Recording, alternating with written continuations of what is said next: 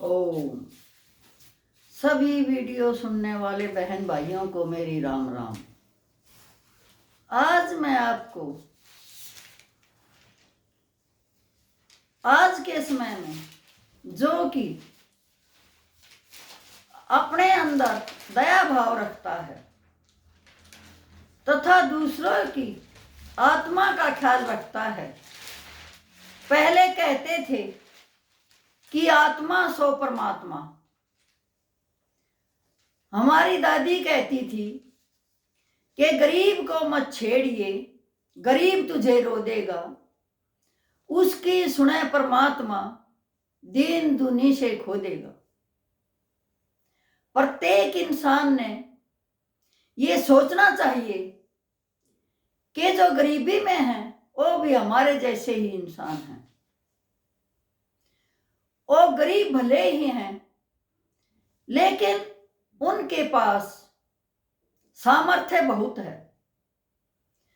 जो गरीब किसी की सहायता कर सकता है, अमीर शायद नहीं कर सकता, क्योंकि गरीब इंसान हमेशा ही ये सोचता है कि तू जितना गरीब है, यदि दूसरा भी तेरे से ज्यादा गरीब है तो परमात्मा इसका भला करे तथा इसे 2 वक्त की रोटी अवश्य दे, क्योंकि उसे पता है कि रोटी की भूख क्या होती है। वो अपने सामर्थ्य अनुसार दूसरे की सहायता भी करना चाहता है और दान भी देना चाहता है। इसी तरह से एक मजदूर औरत बस में हमेशा ही खड़ी जाती थी। यदि उसे सीट भी मिल जाती थी तो किसी बड़े बुजुर्ग को देखकर या बच्चे वाली को देखकर खड़ी हो जाती और कहती कि आप यहां बैठ जाइए। अब दूसरा मजदूर भी हर रोज उसे देखता था। एक दिन उससे रहा नहीं गया और कहा, बहन जी, आप मजदूरी करती हैं, सारा दिन बोझा ढोती हैं, खड़ी ही रहती हैं, सिर्फ आपको बस में समय मिलता है कि आप आराम से बैठकर अपने घर में जा सके तथा घर से अपने काम के स्थान पर आ सकें। फिर भी आप हमेशा ही अपनी मर्जी से खड़ी हो जाती हैं।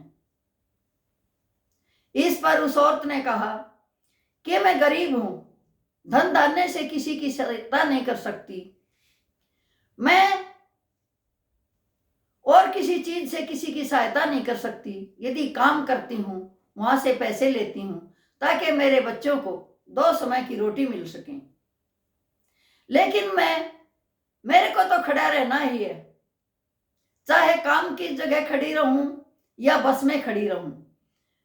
लेकिन मेरी वजह से कोई यदि तकलीफ में हो और उसे थोड़ा सा आराम मिल जाए तो उसमें मेरा क्या जाता है।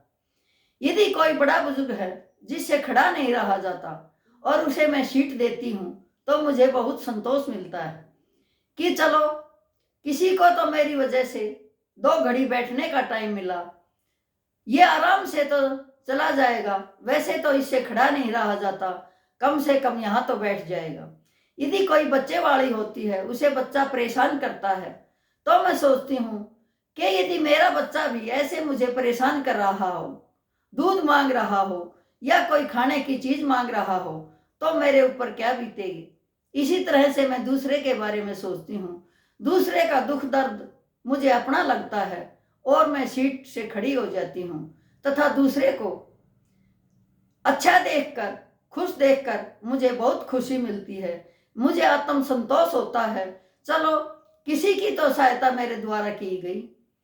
इसी तरह से एक होटल वाला प्रतिदिन यह देखता था कि उसके बाहर जो एक मोची बैठा होता था जूती संवारने के लिए, दूसरों की चप्पलें संवारने के लिए, वह बहुत गरीब था, लेकिन हमेशा ही धुए धाए अच्छे कपड़े पहन के आता और सोचता कि जब भीड़ हो जाएगी तो मैं होटल के अंदर जाकर खाना खाऊंगा।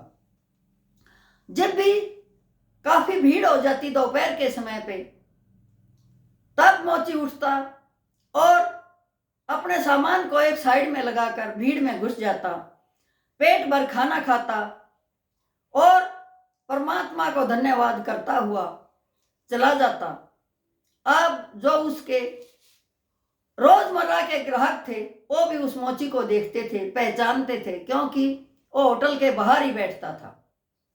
अब कईयों ने बताया कि साहब ये मोची फ्री में खाना खा के जाता है, लेकिन होटल का मालिक हमेशा ही ऐसे इग्नोर करता कि उसे जैसे सुनाई नहीं दिया हो। एक दिन एक सज्जन आए जो कि होटल मालिक के दोस्त भी थे, अपने संबंधियों के साथ होटल में आए हुए थे। वो भी जानता था कि ये मोची होटल के बाहर जूती संवारता है और आज अच्छे कपड़े पहनकर भीड़ में घुसकर तरह तरह के भोजन खा रहा है। अब उससे रहा नहीं गया और उसने अपने परिवार को घर भेज दिया, अपने सगे संबंधियों को भेज दिया और खुद होटल में ही रुक गया। अब उसने होटल के मालिक अपने दोस्त से कहा, दोस्त ये तूने क्या गदर मचा रखा है? आप भी जानते हो ये मोची यहाँ बैठता है, मैं भी जानता हूँ, सभी जानते हैं, लेकिन ये मोची हर रोज भीड़ का फायदा उठाता है और आपके होटल में तरह तरह के भोजन खाकर जाता है। इस पर होटल मालिक ने मुस्कुरा कर जवाब दिया कि भाई मेरे दोस्त, मेरे सखे, बात ऐसी है कि ये हमेशा ही मेरे होटल के बाहर बैठकर परम पिता परमात्मा से ये दुआ करता रहता है कि हे मालिक, इसके होटल में भीड़ कब होगी, इसके होटल में ज्यादा से ज्यादा ग्राहक किस समय आएंगे ताकि मैं भी अपना पेट भर सकूं।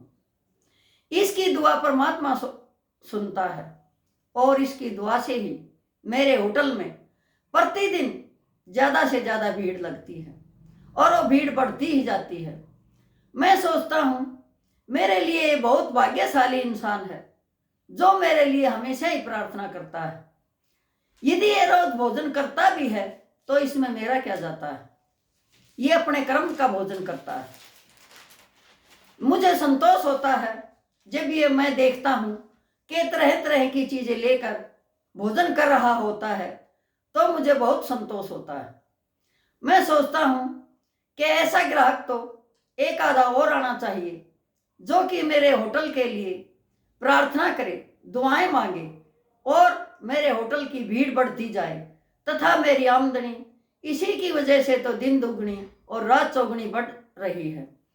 मैं सोचता हूं कि इसकी आत्मा तृप्त होती है तो परमात्मा भी मेरे प्रति तृप्त होता है और उसकी भावनाएं मेरे प्रति बहुत ही सजग रहती हैं कि इस बंदे का काम ज्यादा से ज्यादा चलना चाहिए ताकि यदि कोई गरीब भोजन करे तो उसे टोका न जाए। उसकी आत्मा तृप्त होती देखकर ये खुश होता है तो परमात्मा मेरी आत्मा भी तृप्त करता है। जितना मैं इसको खिलाने में खर्च नहीं करता उससे कई गुना ज्यादा मेरी आमदनी बढ़ जाती है। मुझे संतोष है। मैं तो सोचता हूं कि ऐसे कई गरीब मेरे होटल में आए और भीड़ का फायदा उठाकर खाना खाएं और मेरे लिए प्रार्थना करें कि परमात्मा इस होटल में और भी ज्यादा भीड़ होनी चाहिए। तो भाई बात ऐसी है कि मैं तो इसकी दुआओं का भूखा हूं, मैं इसकी प्रार्थना का भूखा हूं कि परमात्मा से ऐसे ही प्रार्थना करता रहे और मेरा होटल ऐसे ही दिन दुगनी रात चौगुनी उन्नति करता रहे।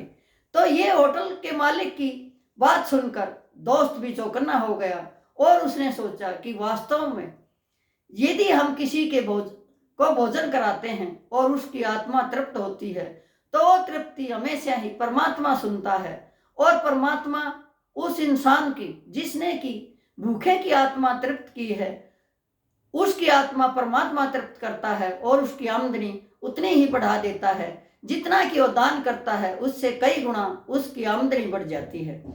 तो यदि मेरा वीडियो किसी को पसंद आया हो तो कृपया करके लाइक और सब्सक्राइब अवश्य कीजिए तथा दूसरों को भी शेयर कीजिए और ये ध्यान दीजिए कि यदि हम किसी की सहायता करते हैं, किसी को भोजन खिलाते हैं तो परमात्मा देख रहा होता है और हमारा काम दिन दुगना रात चौगुना बढ़ता है। यही थी मेरी सीख। धन्यवाद।